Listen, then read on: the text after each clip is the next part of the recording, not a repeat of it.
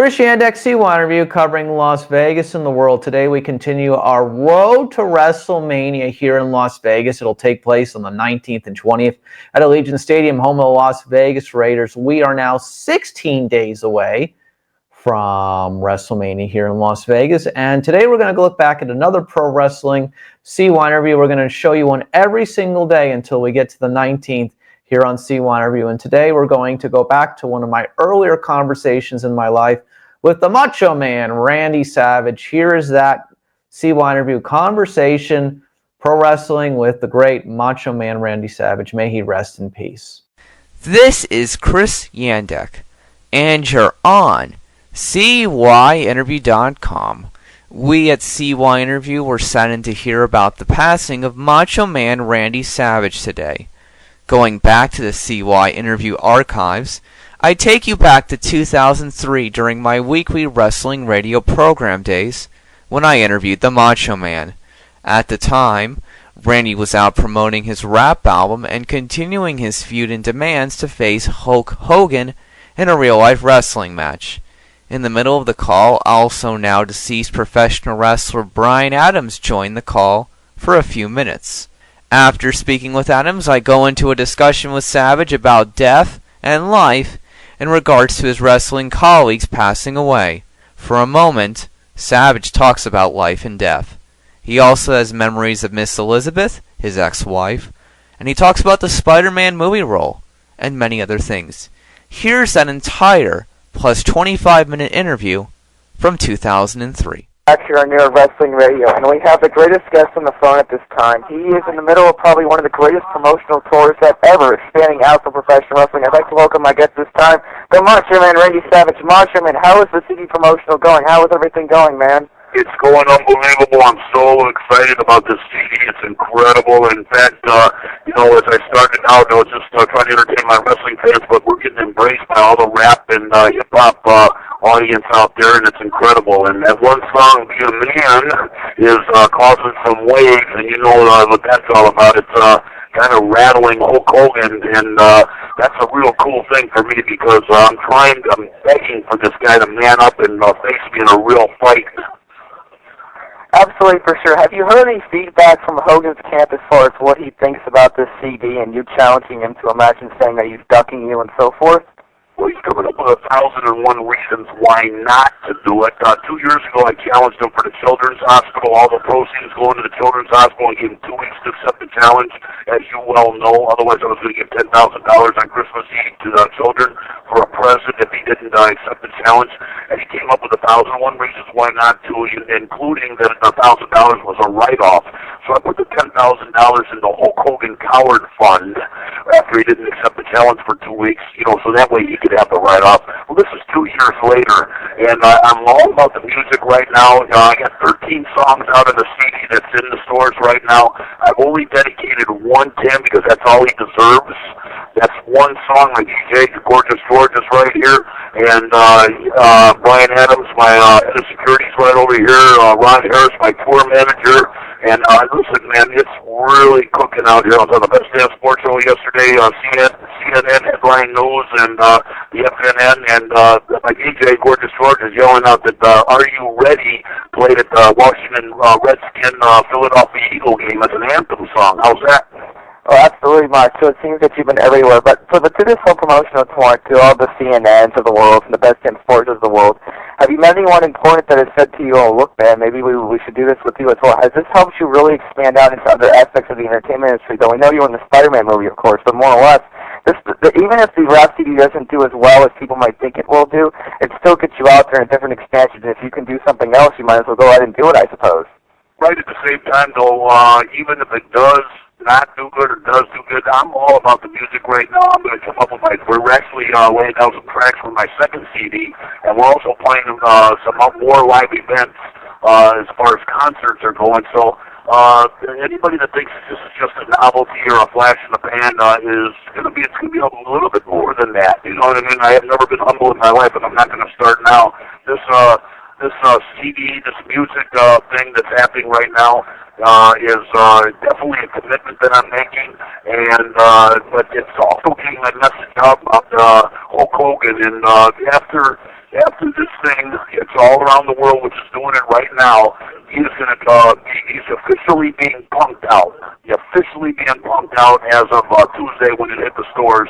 So if anybody sees Hulk Hogan, just we dotted the I's and crossed the T's. He's a punk, he's a wuss, and that's just the deal. We're speaking to Macho Man Randy Savage here tonight on Euro Wrestling Radio. Macho, I have to ask you, though, as we continue this conversation, safe to say that, though, you saw the 8 Mile movie, you saw Eminem, you met Eminem, and that was your inspiration, and said, okay, let's go, let's try to produce a rap CD, let's get something going here, more or less, am I right? Exactly. In fact, Eminem asked me to introduce him on stage at the LA Forum one time when I was doing some work with Slim Jim, and I was happy to do that, and he's inspired me as far as his music goes. I like 50 Cent. I like LL Cool J, Beastie Boys. I was born in rock and roll with the Guns N' Roses and Aerosmith. And it's really been a cool ride as far as music goes. I love music, and to be able to entertain my wrestling fans with music is really incredible. And hopefully, just like LT was at WrestleMania and brought some football fans into the wrestling world, I'm hoping to bring some wrestling fans into the rap and hip-hop world. Yeah, well, the note more or less to say is that everyone saw Hulk Hogan at the Tampa Bay Buccaneers game this week, and it was all making fun and saying, oh, look at that washed-up wrestler and so forth, more or less. Right, and I heard that they were yelling, be a man, Hogan, when he was at the football game, and that really made me light up. It must feel so good, though, because, okay, Hogan has wrestling, Hogan's whatever, blah, blah, blah, but he's never had a really successful movie. Sure, he's had some movie parts. Anyone can have movie parts. But more or less, you have a blockbuster movie, Spider-Man. You have a CD that's out there in a mainstream media where everybody has emphasis on it. And more or less, it's like you're spreading the emphasis, the household name, more or less, by getting out there in different ways, more than wrestling, which must make you feel so good.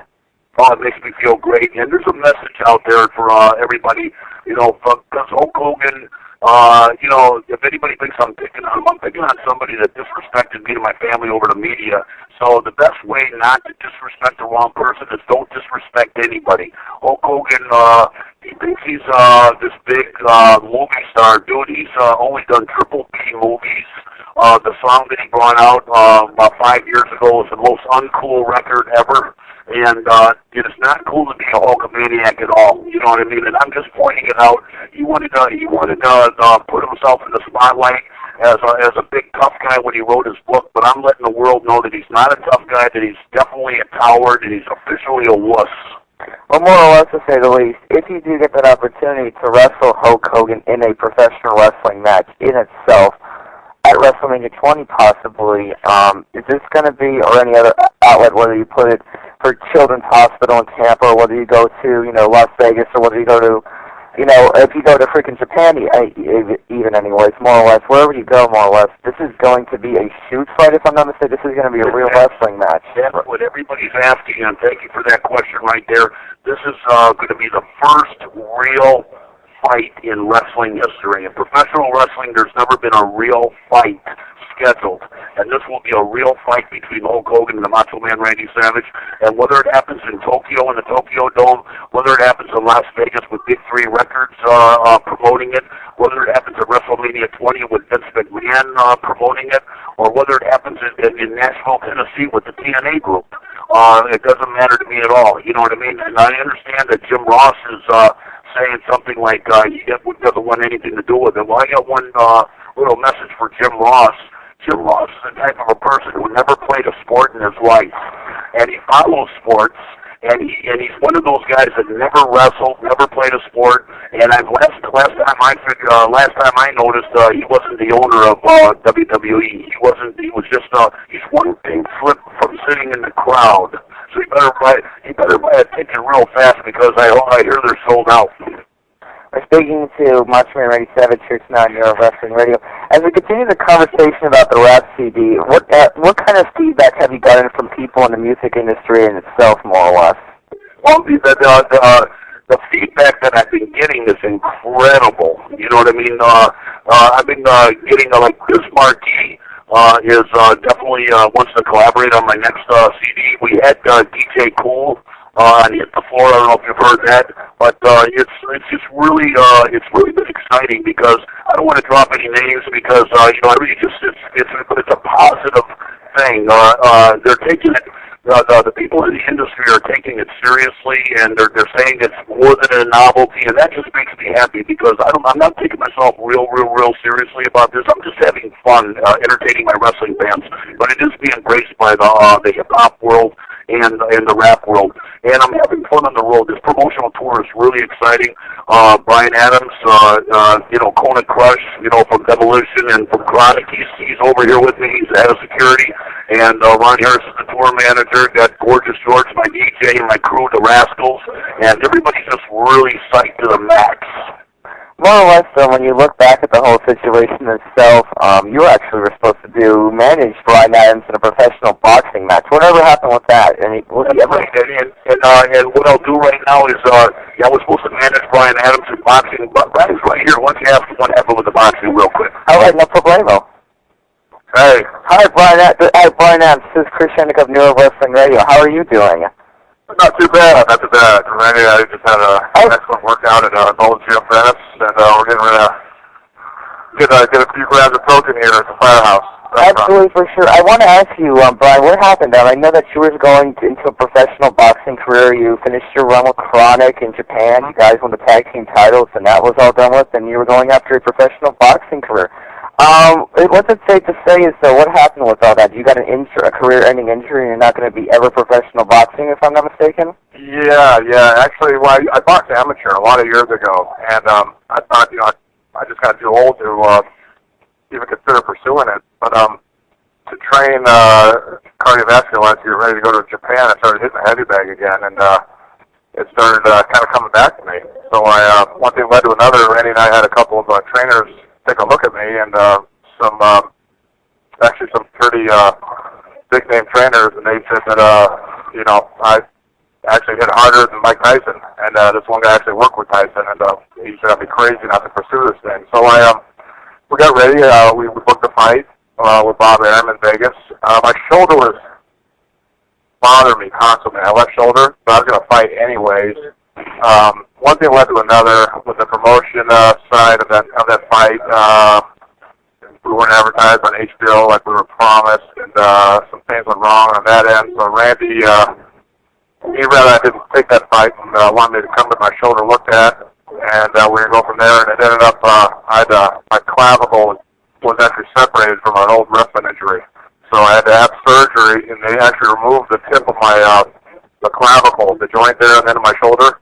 That's gone. So that was pretty much the end of my boxing career. What were your thoughts on your run with World Wrestling Entertainment during the WCW invasion angle, and why don't you think that the angle went over as it was planned? And what were your thoughts on working with World Wrestling Entertainment altogether? I'm sorry? What were your thoughts on working with World Wrestling Entertainment altogether during the WCW invasion angle? Why do you think that the angle failed or wasn't as good as everyone thought it would be? Well, that's a good question. Me personally, I tried going up there for a little while in my back injury. I got a nagging back injury, which is a whole other story, which I'll probably end up having to get surgery on that. That's why I even went going to Japan. That's my end of it. But I think as far as that aspect of it with WCW, WWF, anybody could speculate what went wrong there. I think I don't know. I'm not sure who's in charge of the storylines or the thought process, but I think they did a lot of things backwards. Me personally, if you want my opinion, I thought they should have come right out of the gate with 2 shows. They should have come right out with SmackDown and Raw from the start, and keep the WWF crew together and bring the WCW crew in as the SmackDown crew. Separate them from the start, and then slowly intermingle them occasionally on pay-per-views and when angles made sense. But to mix them together right off the bat, and I don't know, it didn't feel right, didn't look right, and the chemistry wasn't right. There was way too many people up there, and it just a lot of variables, a lot of things working against them, and I also think not having a choice of programs to watch too hurt the deal as well. How is your tag team partner Brian Clark at this point? What's he up to these days? He's doing good. I spoke to him recently. He actually has a nagging neck injury, which may require surgery. So my back's messed up. His neck's messed up. Because I'm going to Hawaii to do an autograph signing the end of January. In fact, Bret Hart's going with me. This guy's running a few indie shows out there. Cody Metcalf. We're going to run one show in Kona, one in Hilo. I think one in Oahu. Anyways, I called Brian Clark, asked if he's interested in going out there and actually working, and I was going to go to the ring with him. I couldn't work, but I was going to walk in the ring, and he said his neck is just too bad. But he's doing good. He's doing good. You know, he's healthy. He's working out, but he's content being out of the ring as well. You know. Honestly, what were your thoughts on working with Heartland Wrestling Association and West Satchigan in the WWE developmental territory when you were down there? Was that a lot of fun? Which territory? Heartland Wrestling Association, the WWE developmental territory. Was that a lot of fun to work in when you were at the end of your World Wrestling Entertainment run? Was that fun to work with? I'll tell you what I enjoyed doing those. I had opportunities. I've always helped out with booking behind the scenes from WWF to WCW to Fulton Wrestling. Mostly on an individual basis. You know, some of my friends I'd give just angle advice to. And what I enjoyed about being down there was I was able to have a strong say in what to do with certain angles and also building characters. Because these guys, you know, they're down there and they're working hard and they're getting decent workouts in as far as in-ring workouts, and we're doing shows probably 3 or 4 weeks, but more importantly, we had to figure out a good character for these individuals, and it was fun and challenging for me to try to figure things out. Unfortunately, I was only there like 3 or 4 weeks when I decided, you know, my back wasn't going to get any better, and I wasn't going to return to WWE, and I took a settlement on my contract at that point. But I enjoyed being there. I did, and there's a great bunch of guys, and you know, unfortunately, several of them got cut that I think shouldn't have been. I think they weren't given a fair opportunity, but you know that's the nature of the beast. You know, there's only so many spots available, obviously, but no, I had a good time there, and great bunch of guys to work with. All right, thanks so much for your time, Brandon. Could you put Macho back on the phone, please? Absolutely. Good talking to you. Thank you. Yeah, I can see we're having a lot of fun over here too. Yeah, absolutely, for sure. You know, Brian Adams is a professional guy. I guess you guys had a great time in WCW during the NWA and all the things that were going on. So, absolutely, Macho, you seem to have yourself surrounded by a lot of good professional people, for sure. Yeah, we got a leading machine over here. Ron Harris is one of the Harris twins, and he's the tour manager over here, and just got my crew, and we actually performed live on Fox Television in New York, and we got a live performance coming up on WGN coming up here when we get to Chicago. Absolutely, for sure. Is there any concert plans, possibly, maybe like little live concert plans in little arenas or anything possibly planned in the near future for you? Not right now because of this promotional thing, but what happened is we've been getting slammed with invites to at least do a song or two, so that's what we're doing, you know what I mean? We're just going to, you know, whether it's the news or whether you're like, you know, just freestyling it, you know, just going out there and doing it. My DJ gives me a beat, and then we go for it, you know, so it's really going to be fun. It's a fun project. It's more than a novelty. It's not just something that's done in the studio and then here it is, you know. I really want to perform for the fans out there, and you know, it's just kind of like, I keep comparing it to where, you know, the Pontiac Silverdome WrestleMania 3 was the biggest rush I ever got, you know, with those 93,000 plus people. And, you know, I'm not saying it compares to that because nothing compares to that. That was incredible, but it borderlines on it. When I went out there and performed, you know, live in front of the audience first couple of times in Florida, I got that rush, you know what I mean? So, yeah. You know, there's something about being out there live and having those people, you know, even the haters, when the haters are there, that's great because we had them walking on out toward the end there. Yeah, the Hogan haters for sure. Hogan haters, you know, they came in there with their girlfriends, and then all of a sudden the girlfriends started having their hands up in the air like they just didn't care, and then the boyfriends were looking at the girlfriends like, what the hell, what are you doing, what are you doing, what are you doing? And pretty soon the girls were all crowding around my DJ and my crew. Funny stuff for sure, Macho. I have to ask you though, were you surprised though? You're saying you're putting a rap CD out there. You know, I want to say this, but the demographic mostly is a lot of black artists in the rap industry itself, but more or less. Were you surprised when the likes of CNN, all these mainstream radio programs called you up and said, "Oh yeah, we want to, interview you. We want you to come do autograph signings here." You know, of course we know Macho Man Randy Savage is mainstream, but were you ever worried that this might not be taken seriously? Yeah, that was in the beginning, but now it's just like everywhere and everything. We're even country radio stations are calling us up. It's crazy. You got AM talk shows. You got just every kind of hip hop or alternative. Just everybody is calling up for an interview. My DJ made a joke to me that the only thing that hasn't been calling up is a jazz station. So we're gonna figure some way to get on jazz. That and the classical music as well, more or less. Right, there you go. But it's we're having fun, and as long as it's fun, I'm gonna continue on. And definitely no disrespect to the rappers that are doing it for a living. They know that. It's not an East-West thing. It's the only person that I'm disrespecting to the hilt is the Hulk Hogan, because I just let everybody realize that I'm exposing Hulkamania for what it is. It's he's red and yellow. He's definitely not cool. He's all yellow, no red. For sure. How is your brother Lenny Poffo doing these days? Oh, Lanny's doing it real good. In fact, I'll tell you what, he wrote one of the verses on the tribute to Mr. Perfect. One of the songs, the 13 songs of the CD is My Perfect Friend, and he wrote that one verse, the poem right toward the end, and that is one touching tribute. And this is a song that I'll never perform live, because it's not one that I'll want any of the haters to, because I don't want any disrespect to Kurt Hennig at all, being bad taste. So this is the tribute song is what it is. It's a tribute song to my friend Kurt Hennig.